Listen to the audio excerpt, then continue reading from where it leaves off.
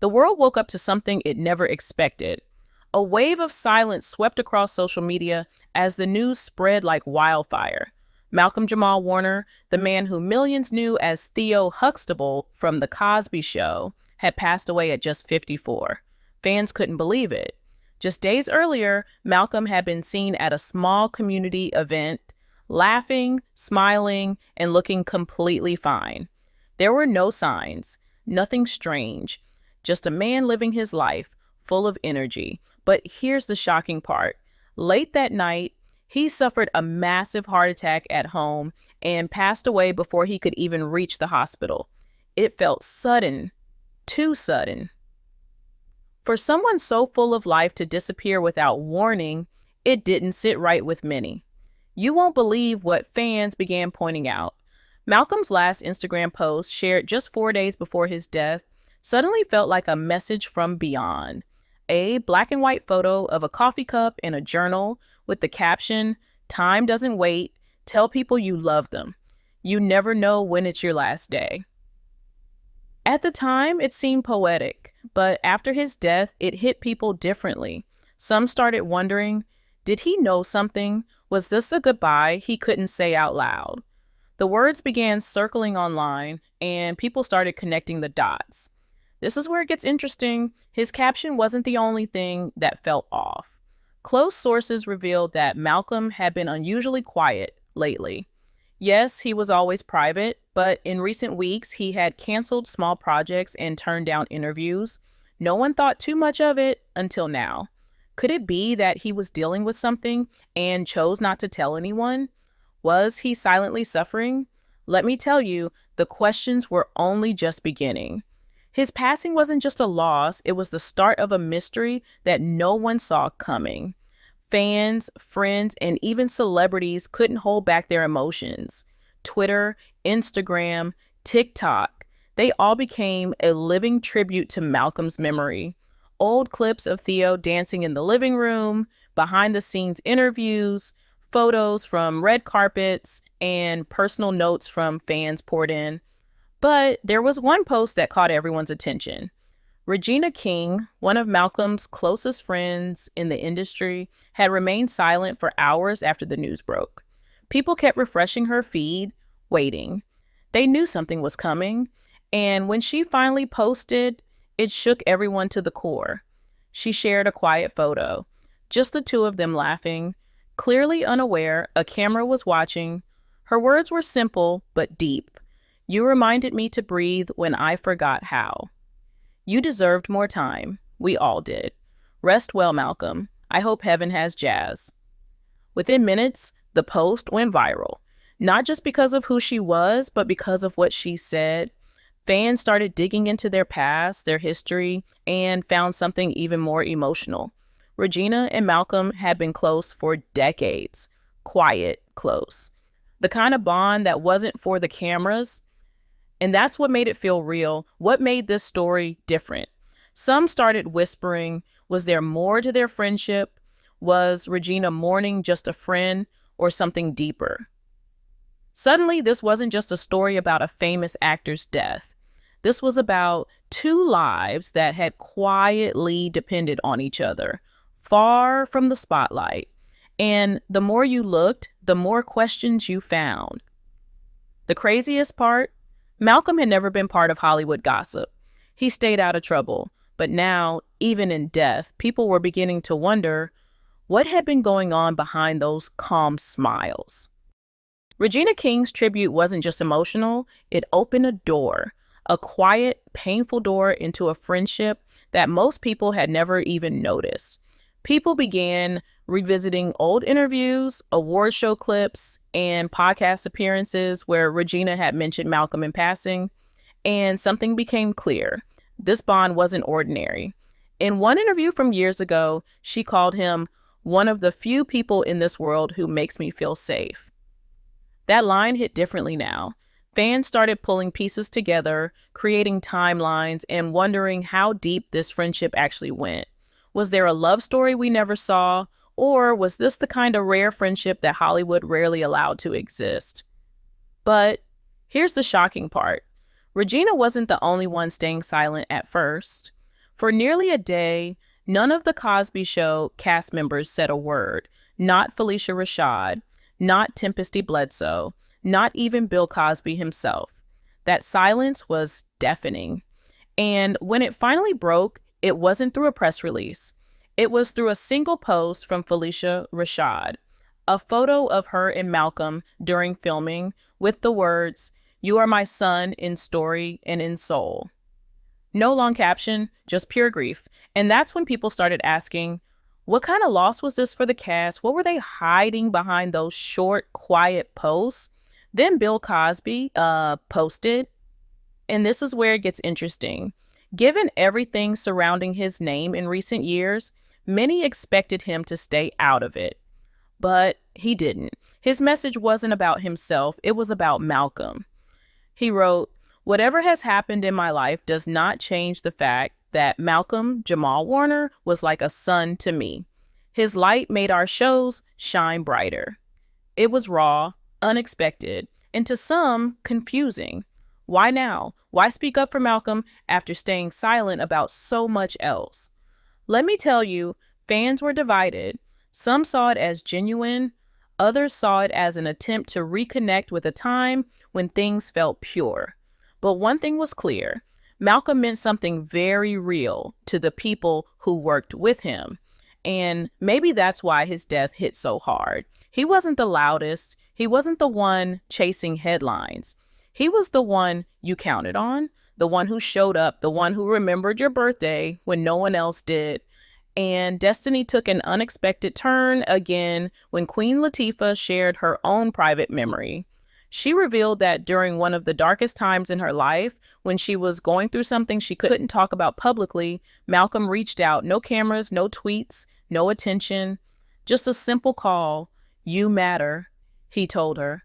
And that was it. He didn't ask questions. He didn't dig. He just showed up. That was Malcolm, the man behind the smile, the friend behind the fame. But the craziest part, all of this, the tributes, the tears, the silence, was only the beginning. Because in the days after his passing, something even bigger started happening. Something that no one saw coming. His death wasn't just a goodbye. It became a movement. After the emotional outpouring from friends and celebrities, something strange began to unfold. Malcolm Jamal Warner's death wasn't fading into just another headline. In fact, it was growing quietly but powerfully. Fans didn't move on, they leaned in. And soon, what started as grief turned into deep reflection. His life, his work, his words, people started noticing things they had missed when he was alive. It felt like the world was just now beginning to truly see Malcolm for who he was. And this is where it gets interesting. His final years were far more layered than anyone realized. For years, Malcolm had stayed away from the spotlight. He wasn't on reality shows. He didn't show up to every red carpet. But that wasn't because he couldn't, he chose not to. Behind the scenes, he was working, directing, writing, creating music that was more about healing than fame. He once said in an interview, "Fame doesn't last, integrity does." And those words suddenly felt like a prophecy. He had lived by them, quietly, steadily, with no need for noise. But here's the shocking part. Some of his closest friends now say Malcolm had been planning something big before he died. A project that mixed spoken word, jazz, and film, focusing on mental health and identity within the Black community. He had been meeting with musicians, writers, and young filmmakers. It wasn't announced publicly, but those in his circle said he was deeply passionate about it. Some even believe it was his most personal work yet, almost like a final message. Could it be that Malcolm knew time was running out? Was he racing against something he never spoke about? Let me tell you, this is what makes this story different. While most celebrities chase visibility, Malcolm chased meaning. He wasn't just trying to be remembered as Theo Huxtable. He wanted to be remembered for what he stood for: truth, depth, and creativity. And in the weeks after his death, people began sharing clips of his poetry. One line, in particular, started going viral. "I don't need a statue. I don't need a star. Just whisper my name when you need peace. That's where I'll be, not far. That line began showing up everywhere. On murals, t-shirts, tattoos. It was like the world had found a new way to hold on to him. The craziest part, Malcolm never wanted that kind of attention, but even in his silence, he had given people something powerful to remember. Digital billboards went up across cities, not because of any brand deal, but because fans paid for them. In New York, one massive screen flashed his face with just one word beneath it: thanks. In Atlanta, a subway station was filled with sticky notes from strangers, each one sharing what Malcolm had meant to them growing up. He didn't just act, he helped shape how Black youth saw themselves on TV. He made them feel seen, safe, possible. And then came something no one expected. The Smithsonian's National Museum of African American History and Culture released a statement. They called Malcolm an important thread in the cultural fabric of Black television history. That wasn't just a tribute, that was legacy. And suddenly, his story wasn't just a story, it was becoming part of history. But destiny had one more turn to take. Just days later, Malcolm's family announced something that stunned everyone: a fellowship in his name, a program designed to support young Black artists in film, music, and writing. And that's when people truly realized Malcolm's story wasn't over, it was just beginning. Even as tributes poured in and memories were honored, one question still echoed louder than the rest. What really happened in those final moments of Malcolm Jamal Warner's life? At first, the official reports were simple: a sudden cardiac arrest, no foul play, no suspicious circumstances. But the more people dug, the more the silence around his health became unsettling. Close family members revealed something unexpected.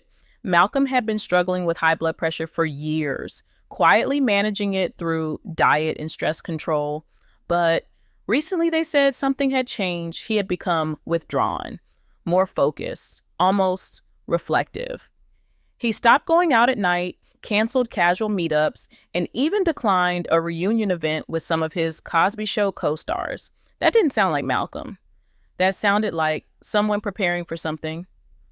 But what? A friend from college who had remained close over the years came forward and claimed that Malcolm had mentioned feeling off a few weeks before he died. Dizzy spells, fatigue, shortness of breath. But he had waved it off, said he was just tired, too busy, he didn't want to worry anyone. And that's what hurt the most. He carried the weight of his health quietly, not letting anyone in until it was too late. That's when fans began to realize his final days weren't just quiet, they were lonely. But here's where it gets even more emotional. Malcolm had left behind something no one expected: a private journal. His family didn't share its full contents, but they revealed he had been writing letters to friends, to fans, to his future self. And the last entry, it was chilling. He wrote, "If this is my last season, I want it to matter. Not in lights, but in hearts. Let them say I made them feel less alone." When that line was shared in a press conference, the room went silent. Reporters who had come to write headlines suddenly found themselves wiping away tears. Because in that one line, Malcolm had given the world closure. Not through a performance, but through his truth. The fellowship program announced by his family launched just 2 weeks after his death. And guess what? Applications flooded in. Young artists from all over the country submitted their work: poems, scripts, music, stories, and every one of them carried the same message: I was inspired by Malcolm. His life had become a blueprint for those who felt overlooked, for those who chose honesty over hype. And perhaps the most beautiful part, Regina King was named as the honorary chair of the fellowship. She broke down during the announcement. Her voice cracked when she said, "He didn't die with unfinished dreams, he passed them on." That moment right there captured everything. This wasn't a tragedy anymore. This was a transformation. And so while the world lost Malcolm Jamal Warner far too soon, his voice didn't fade. It echoed in the streets, in the studios, in the quiet hearts of those who had once watched a teenage Theo Huxtable and felt seen. Malcolm had done what many try but few achieve. He turned fame into fuel, grief into purpose, and silence into legacy.